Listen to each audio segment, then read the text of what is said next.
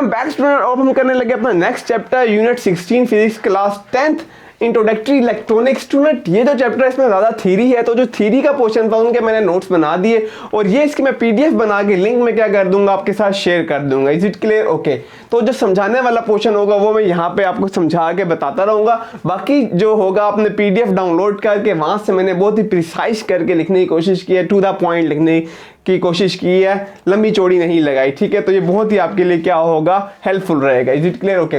अब यहाँ पे हम देखते हैं इंट्रोडक्टरी इलेक्ट्रॉनिक्स हमारे पास स्टूडेंट मतलब क्या हो रहा है। स्टूडेंट देखो हमारे पास इंट्रोडक्टरी का लफ्ज़ इंट्रोडक्शन से निकला, ठीक है, और साथ हुआ हुआ इलेक्ट्रॉनिक्स, यानी कि हम इंट्रोडक्शन देखेंगे, इलेक्ट्रॉन को देखेंगे, ठीक है, और इलेक्ट्रॉन का क्या देखेंगे, इलेक्ट्रॉन के बिहेवियर को हम स्टडी करेंगे, देखेंगे कि इलेक्ट्रॉन कैसे बिहेव करता है जब वो हमारे पास एक मैग्नेटिक फील्ड में से हम उसको जब क्या करवाएंगे, पास आउट करवाएंगे। Is it clear? हम देखेंगे कि इलेक्ट्रॉन कैसे बिहेव करता है जब हम उसको एक इलेक्ट्रिक फील्ड में से क्या करते हैं, गुजारते हैं। Is it clear? ओके।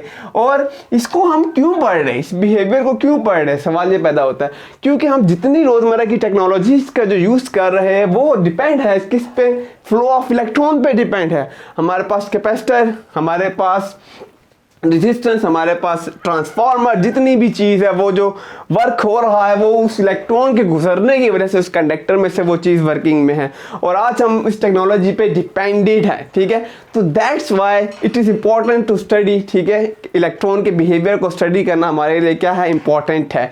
और विदाउट दिस टेक्नोलॉजी, अगर हम ये टेक्नोलॉजी ना यूज़ करें तो हम जो है पता नहीं कितनी सदियाँ जो है पीछे चले जाएंगे। ऐसा है कि नहीं है? Is it clear? तो यही सब कुछ हम इस चैप्टर में क्या करेंगे, डिस्कस करेंगे। तो अब हम करते हैं अपना first chapter, first topic. Okay student, अब अपना फर्स्ट टॉपिक देखते हैं जो कि हमारे पास है थर्मियोनिक इमिशन। स्टूडेंट मैंने ऑलरेडी पीडीएफ आपको फाइल दे चुका हूं, उसके अंदर आप देख सकते हो इसकी सारी कंस्ट्रक्शन, लेकिन मैं फिर भी इस टॉपिक को एक दफ़ा आपको समझा देता हूं कि इसमें हो क्या रहा है हमारे पास।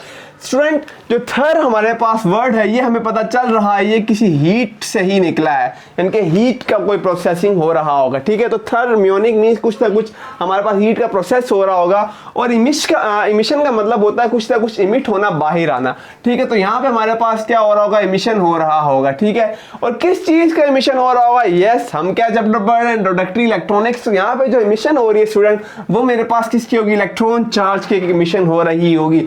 अब ये सारा प्रोसेस हम कैसे करेंगे, एक किसी चीज को हीट करें और उसको हीट करने से हमारे पास क्या हो जाए, इलेक्ट्रॉन इमिशन हमारे पास होने लग जाए। तो स्टूडेंट हमें पता है जो कंडक्टर होता है, यानी कि जो हमारा एक मेटल ले लो हमारे पास, तो एक मेटल के अंदर हमें पता है करंट फ्लो होता है, और उसमें जो करंट फ्लो हो रहा है स्टूडेंट, ये सारी बातें मैंने लिखी हुई है। वो जो करंट फ्लो हो रहा है हमारे पास वो क्यों होता है, वो इसलिए हो रहा होता है क्योंकि मेटल के अंदर फ्री नंबर ऑफ इलेक्ट्रॉन्स होते हैं।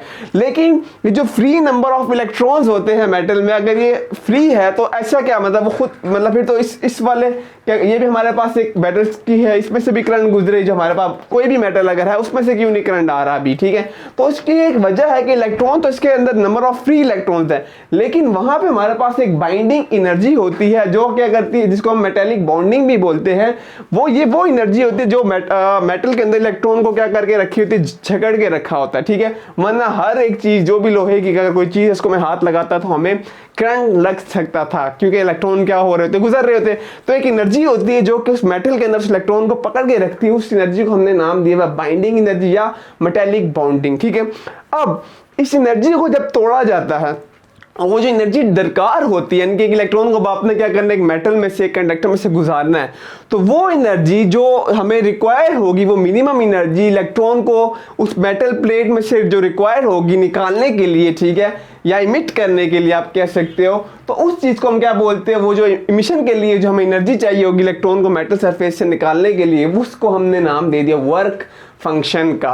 तो ये दो बातें इसमें क्या थी, हमारे पास मेन बातें थी। ओके, अब ये सारा कुछ हम इस एक ये जो हमारे पास कंस्ट्रक्शन हुई है, ठीक है, थर्मियोनिक इमिशन का जो प्रोसेस है वो हम इस तरह करके इस प्रोसेस से जो है देख सकते हैं। हमने ले लेना एक जार, ये हमारे पास ग्लास जार है, और ये हमारे पास क्या हुआ स्टूडेंट, इट इज वैक्यूम। ठीक है, हमारे पास ये क्या हुआ, वैक्यूम हुआ है। ठीक है, और फिर हम क्या करेंगे, इस जो हमारे पास जो ग्लास जार है इसके अंदर एक हॉट फिलामेंट ले लेंगे। मीन्स जो फिलामेंट हमारे पास है ये मेटल का बना होगा। ठीक है, क्योंकि हमने मेटल में से तो इलेक्ट्रॉन निकालने और फ्री नंबर ऑफ इलेक्ट्रॉन होते हैं। ठीक है, ये हमने इसके अंदर एक फिक्स किया होता है फिलामेंट। ठीक है, और ये हॉट फिलामेंट तब होगा जब हम यहाँ पे इसके साथ एक बैटरी सोर्स या EMF सोर्स मीन्स बैटरी हमने यहाँ पे कोई ना कोई इसके साथ क्या कराई होगी, लगाई होगी। यहाँ आपने देखा होगा मैंने ऊपर लिखा हाई पोटेंशियल इसलिए लिखा क्योंकि अभी जो हम करंट ले रहे हैं वो इलेक्ट्रॉनिक करंट ले रहे हैं, मीन्स हम इलेक्ट्रॉन को फ्लो करवा रहे हैं, तो दैट्स वाई इस एंड पे फिर क्या होगा, हाई पोटेंशियल होगा और नीचे वाला एंड पे क्या होगा, लो होगा। इट्स मीन के इलेक्ट्रॉन यहाँ से जाएगा, इस पॉइंट से जाएगा बैटरी वाला, ठीक है, उसमें से जाएगा और इस फिलामेंट में से गुजर के वापस बैटरी इस साइड पे आ जाएगा पॉजिटिव साइन के पास। अब जब यहाँ से स्टूडेंट हमारे पास फ्लो ऑफ चार्जेस होंगे, इट्स मीन कि इलेक्ट्रॉन यहाँ से हमारे पास जा रहा है किसी भी टाइम इंटरवल में से, ठीक है, तो ये जो हमारे पास फिलामेंट होता है ये क्या हो जाता है, ये हीट अप हो जाता है, क्योंकि इलेक्ट्रॉन को आप बार बार उसके अंदर से क्या कर रहे, गुजारे। तो अगर इसकी मैं अंदर वाली आपको इमेज दिखाऊं कुछ, तो हमारे पास ऐसे हो रहा होगा, ये इसका मैं एक टुकड़ा ले लेता हूँ इस फिलामेंट का। हमें पता है यहाँ पे कुछ एटम्स इस तरह क्या होते पड़े रहते हैं। देन अब जब इलेक्ट्रॉन यहाँ से जाएगा तो ये टकराता हुआ इन एटम्स के साथ जाएगा, और जब वो टकराता हुआ इन एटम्स से आगे जा रहा होगा, क्योंकि हमने तो यहाँ लगातार इसको हम जो है वोल्टेज दे रहे हैं, तो इलेक्ट्रॉन बार बार टकराएगा इन एटम्स के साथ, और उसकी वजह से क्या होने लग जाएगा, ये इलेक्ट्रॉन जो होगा हमारे पास जो होगा हीट अप की सूरत में हमारे पास क्या आ जाएगा, इजेक्ट हो जाएगा, यानी कि इस जो मेटल जो था, ये फिलामेंट जो था, इससे इजेक्ट होके बाहर आने लग जाएगा। और हम ये क्या हो जाएगी, कुछ देर बाद जो फिलामेंट होगा ये हमारे पास रेड कलर में क्या हो जाता है, चेंज हो जाता है, ठीक है। और वो चेंज जब हुआ रेड कलर में, तो यहाँ से हमारे पास इलेक्ट्रॉन जो होंगे वो क्या हो जाएंगे, एमिट होना शुरू हो जाएंगे। और अगर मैं इस गिलास जार पे हाथ रखूंगा तो ये क्या होने लग जाएगा, ये हीट हो जाएगा, हीट अप होने लग जाएगा। क्यों? क्योंकि इलेक्ट्रॉन जो है गिलास जार के साथ क्या कर रहे होंगे, टकरा रहे होंगे। Is it clear? Okay student, अब यहाँ पे हम जितनी यहाँ पे वोल्टेज सोर्स बढ़ाएंगे, this point is very important, जितनी हम यहाँ पे वोल्टेज बढ़ाएंगे उतनी ही यहाँ पे इमिशन क्या होगी, ज़्यादा होगी। और हम जब वोल्टेजेस बढ़ा रहे हैं तो हमारे पास डायरेक्टली क्या हो रहा है, जब हम वोल्टेजेस बढ़ा रहे हैं तो इट्स मीन हम टेम्परेचर को क्या करवा रहे हैं, टी मीन्स टेम्परेचर को क्या करवा रहे हैं, इंक्रीज करवा रहे हैं, ठीक है, फिलामेंट का। जब हम जितना टेम्परेचर इंक्रीज कराएंगे, इट्स मीन उसका डायरेक्ट रिलेशनशिप है इलेक्ट्रॉन के साथ, इलेक्ट्रॉन की इमिशन के साथ। तो जितना हम यहाँ से वोल्टेजेस बढ़ाएंगे, इट्स मीन टेम्परेचर बढ़ेगा फिलामेंट का, it's mean emission of electron ज़्यादा होगी। और इसी तरह यानी कि दोनों का डायरेक्ट रिलेशनशिप है। अगर मैं टेम्परेचर कम करूंगा, यानी कि अगर मैं वोल्टेजेस क्या कराऊंगा कम, तो टेम्परेचर यहाँ पे कम हो जाएगा। जब टेम्परेचर कम हो जाएगा तो हमारे पास जो इमिशन ऑफ इलेक्ट्रॉन होगी वो भी क्या होगी, कम होगी। तो टेम्परेचर का ताल्लुक किससे हो रहा है, यहाँ पे हीट से तो हो रहा है। तो यही सारा हमारे पास क्या प्रोसेस था, थर्मियोनिक इमिशन का यही सारा हमारे पास क्या था, प्रोसेस था, ठीक है। और इसकी जो मेन भी डेफिनेशन है, अब वो आप इजीली लिख सकते हो कि जो टेम्परेचर की वजह से हमारे पास क्या हो रहा है, इंड्यूस इलेक्ट्रॉन जो हो रहे हैं उनका जो इमिशन हो रहा है, that is called thermionic emission. Is it clear? Very easy, very simple. बाकी मैंने सारा इसको जो है आपके लिए आसानी के लिए यहाँ पे इसको इजीली बिल्कुल टू द पॉइंट यहाँ पे लिख दिया, साइट पे आ भी रहा होगा, और PDF भी मैं टॉपिक की डाल दूंगा, वहाँ से आप इसको इजीली जो है अपने लफ्ज़ों में भी लिख सकते हो, ठीक है। अगर मैं सिंपली थोड़ा सा सस्ती सा बता दूं तो सिंपल है, इसकी कंस्ट्रक्शन आपने ऐसे ही लेना है कि हमें क्या चाहिए, वी नीड EMF सोर्स और बैटरी सोर्स, ठीक है। Will connect it with a hot filament, मतलब फिलामेंट तो बाद में भी हॉट हो जाएगा। We will connect it with a filament and that filament is inside the jar and that jar should be vacuum, ठीक है। तो वो जो जार होना चाहिए वो क्या होना चाहिए, वो वैक्यूम होना चाहिए, ठीक है। Now when we switch on the battery, ठीक है, एक स्विच भी लगा दो, तो we will see that the filament with the passage of time it will become क्या हो जाएगा, रेड हो जाएगा, कलर क्या हो जाएगा उसका, चेंज हो जाएगा।